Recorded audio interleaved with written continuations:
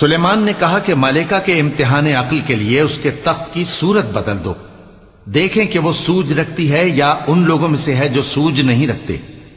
پھر جب وہ آ پہنچی تو پوچھا گیا کہ کیا آپ کا تخت بھی اسی طرح کا ہے؟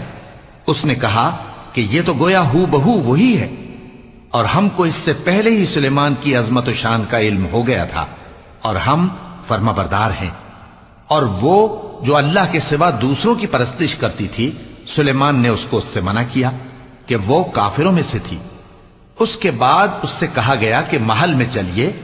جب اس نے اس کے فرش کو دیکھا تو اسے پانی کا حوض سمجھا اور کپڑا اٹھا کر اپنی پنڈلیاں کھول دی۔ سلیمان نے کہا یہ ایسا محل ہے جس کے نیچے بھی شیشے جڑے ہوئے ہیں۔ وہ بول اٹھی کہ پروردگار، میں اپنے آپ پر ظلم کرتی رہی تھی، اور اب میں سلیمان کے ساتھ اللہ رب العالمین پر ایمان لاتی ہوں۔